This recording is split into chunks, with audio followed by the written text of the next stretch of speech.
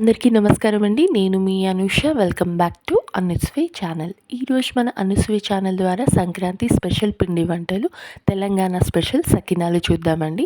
తెలంగాణలో సకినాలు అంటే తెలియని వాళ్ళు ఉండరండి. మెయిన్గా సంక్రాంతి పండగకి మాత్రం మనం సకినాలను చేస్తూ ఉంటాము. మరి ఇంకెందుకు లేటు, ఈ విధంగా మంచి క్రిస్పీనెస్గా మంచి కలర్ వచ్చే విధంగా సకినాలను ఏ విధంగా తయారు చేసుకోవాలో చూద్దామండి. ముందుగా ఇక్కడ బియ్యం తీసుకోవాలండి. పాత రేషన్ బియ్యం అయితే మంచి టేస్టీ క్రిస్పీనెస్ వస్తాయి కాబట్టి మనము పాత బియ్యంని ప్రిఫర్ చేసుకోవాలి. ఇక్కడ 3-4 కిలోల బియ్యం తీసుకున్నానండి. అరిసెలకి ఏ విధంగా మనము బియ్యం కడిగి నానబెట్టుకొని తర్వాత జల్లెల్లో వేసి పిండి మంచిగా మెత్తగా రుబ్బించుకుంటామో అదేవిధంగా గిర్నీలో పిండిని అయితే తయారు చేసుకోవాలండి. పొడి పిండిని ఈ విధంగా మెత్తగా ఉండాలండి. ఏమాత్రం బరక లేకుండా బరకగా ఉండకూడదు. మెత్తగా వచ్చేలాగా మనం గిర్నీలో పట్టించేసుకోవాలి, సిద్ధం చేసుకోవాలి బియ్య పిండిని. తర్వాత నువ్వులు అండి, కేజీకి హాఫ్ కేజీ లెక్కన నువ్వులైతే వేసుకుంటామండి. కొంతమంది ఎక్కువ కూడా వేస్తారు. కేజీకి హాఫ్ కేజీ లెక్కన చూసుకోవాలి. నేనైతే ఇక్కడ 3 కేజెస్కి సరిపడేంతగా నువ్వులు మంచిగా జాలిలో వేసుకొని ఇసుక లాంటివి లేకుండా చూసి ట్రాన్స్ఫర్ చేసుకోవాలి. నెక్స్ట్ ఓమా అండి. ఓమా కూడా మనము 4-5 టేబుల్ స్పూన్ల ఓమా వేసుకోవాలి. ఇందులో కూడా రాళ్ళు ఏం లేకుండా ఒకసారి చూసుకొని వేయాలి. ఉప్పు రుచికి సరిపడినంతగా, జీలకర్ర కూడా ఒక 4-5 టేబుల్ స్పూన్లు వేసేసుకొని ఉప్పు మొత్తం మంచిగా పిండిలో కరిగే విధంగా కలుపుకోవాలండి. ఈ సకినాలు చేయాలి అంటే మాత్రం ప్రొసీజర్ కొంచెం పెద్దదే అండి. కాబట్టి ఇంట్లో ఖచ్చితంగా నలుగురు అవైలబుల్గా ఉండాల్సిందే. మన అమ్మమ్మ నాన్నమ్మ కాలంలో ఏంటంటే జాయింట్ ఫ్యామిలీస్ ఉండేవి కాబట్టి వాళ్ళంతా ఒక దగ్గరే ఉండేవాళ్ళు, ఎప్పుడైనా చేసుకుంటూ ఉండేవాళ్ళు. కానీ ఇప్పుడు ఇలాంటి పండగలకు లేదంటే అందరూ గ్యాదర్ అయినప్పుడు మాత్రమే ఈ విధంగా మనం సకినాలు అనేవి చేస్తూ ఉన్నాం కదండి. సరే, మరి నెక్స్ట్ ప్రొసీజర్ చూసేద్దామా. అయితే దీంట్లో నార్మల్ వాటర్ తీసుకొని మనము సకినాలు వేయడానికి అనువుగా ఉండే కన్సిస్టెన్సీ చూసుకుంటూ నెమ్మదిగా వాటర్ వేస్తూ కలుపుకోవాలండి.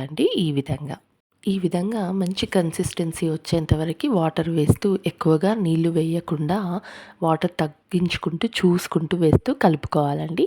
ఈ విధంగా కలిపిన తర్వాత ఒక వెడల్పాటి బెడ్షీట్ తీసుకొని దాంట్లో ముందుగా ఫస్ట్ సకినం మనం పోయడానికి ముందుగా బియ్యపిండిలో ఒక చిన్న ముద్ద తీసుకొని పసుపు కుంకుమ రాసుకొని గౌరమ్మగా భావిస్తామండి. మనకి నూతన సంవత్సరంలో వచ్చేటువంటి మొదటి పండుగ సంక్రాంతి కాబట్టి మేమైతే అమ్మవారిని ఒకసారి మనసులో ధ్యానించుకొని గౌరమ్మగా భావించి సకినాలైతే వేయటం స్టార్ట్ చేస్తాము ఈ విధంగా.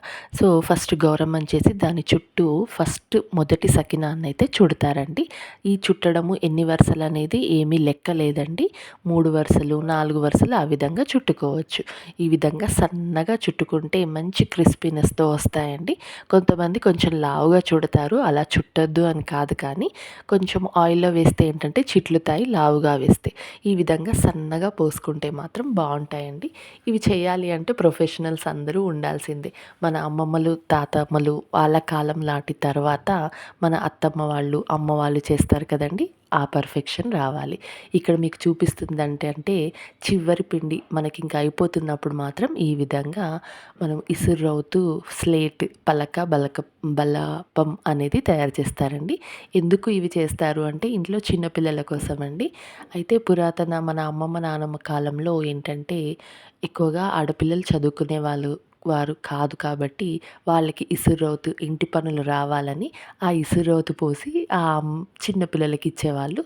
అదేవిధంగా అబ్బాయిలు అయితే ఖచ్చితంగా చదువుకోవాలని వాళ్ళకి ఈ స్లేటునైతే అయితే ఇచ్చేవారంటండి. ఇప్పుడు అలా లేదనుకోండి. సరే, మరి నెక్స్ట్ అయితే వీటిని మంచిగా ఒక బెడ్షీట్లో మనం చుట్టుకున్నాక ఒక 10-15 మినిట్స్ ఆరనివ్వాలి గాలికి ఆరిన తర్వాత చూసుకుంటూ ఈ విధంగా ఒక అల్యూమినియం రేకు లాంటి ప్లేట్ దొరుకుతాయండి మనకి, సకినాల కోసం స్పెషల్గా ఉంటాయి బయట మార్కెట్లో. అవి తీసుకొని నెమ్మదిగా వాటిని ఇరగకుండా మధ్యలోకి ఇచ్చుకపోకుండా చూసి ఇంకో ప్లేట్లోకి ట్రాన్స్ఫర్ చేసుకోవాలి. మీకు వీడియోలో చూపిస్తున్న విధంగా ఒకదానిపైన ఒకటి జతగా ఒక 4 లేదా 5 ఒకేసారి తీసేసుకొని వేడి వేడి నూనె ఉంటాయి కదండీ! మనం ఫస్ట్ ముందుగానే స్టవ్ ఆన్ చేసుకొని పెద్ద ఇనుప కడాయి తీసుకోవాలండి. దాంట్లో ఆయిల్ ఎక్కువగానే పడతాయి పిండి వంటలకి. ఆయిల్ అయితే వేసేసుకొని ఆయిల్ మంచిగా హీట్ అయిన తర్వాత వీటినైతే ట్రాన్స్ఫర్ చేసుకోవాలి.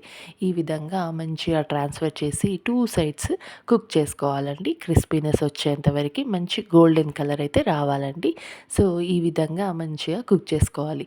మనం ముందు నువ్వులు తర్వాత ఓమ వేసుకున్నప్పుడు వాటిని ఖచ్చితంగా నీట్‌గా మనము క్లీన్ చేయాలండి. దాంట్లో మట్టి పెడ్డలు, తర్వాత రాళ్ళనేవి ఉంటే మాత్రం ఇలాంటి ఫ్రై చేసే టైంలో అవి చిట్లుతాయండి. కాబట్టి ముందుగా అయితే మంచిగా క్లీన్ చేసిన తర్వాతే మనం పిండిలో వాటిని కలుపుకోవాలి.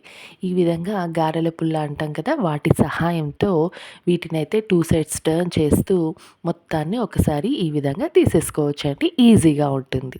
సో, ఈ విధంగా తెలంగాణ స్పెషల్ చిరుతిండి సకినాలైతే రెడీ అయిపోయాయండి. వీటన్నింటిని జతగా తీసుకొని పక్కన జల్లెల్లో వేసుకోవాలండి. ఎక్సెస్ ఆయిల్ అంతా కూడా ఆ జల్లెల్లో వేసిన తర్వాత వెళ్ళిపోతుంది కదా! నెక్స్ట్ ఒక పెద్ద కడాయి అయినా లేదంటే డబ్బా లాంటివి ఉంటాయి కదా! వాటిలో పేపర్ వేసేసి వీటిని స్టోరేజ్‌గా పెట్టేసుకోవచ్చండి. 1 మంత్ వరకి తింటూనే ఉంటామండి సంక్రాంతి వచ్చిందంటే. ఇంకా బ్రేక్‌ఫాస్ట్‌లు, లంచ్‌లు, డిన్నరు అన్నింట్లో ఈ సకినాలు పక్కన ప్లేట్‌లో పెట్టుకోవాల్సిందే. అంత టేస్టీగా ఉంటాయి. సో, మీరు కూడా ఒకసారి ట్రై చేయండి. సంక్రాంతి స్పెషల్ పిండి వంటలు సకినాలు. మీరు నచ్చితే ఈరోజే ట్రై చేయండి. అలాగే ఎలా కుదిరిందో నాకు కామెంట్ సెక్షన్‌లో తెలియజేయండి. ఈ crispy and tasty Telangana special సకినాలు. అదేవిధంగా మొదటిసారి మన ఛానల్ని చూస్తే మాత్రం please do subscribe, like, share అనుస్వే ఛానల్ని. అలాగే మీరు చెప్పడం మాత్రం మర్చిపోవద్దు కామెంట్ సెక్షన్లో నాకు ఎలా కుదిరిందో. అలాగే మరొక్కసారి సంక్రాంతి స్పెషల్ పిండి వంటలు, చిరుతిళ్ళు చూసేసేయండి మరి ఇంకా.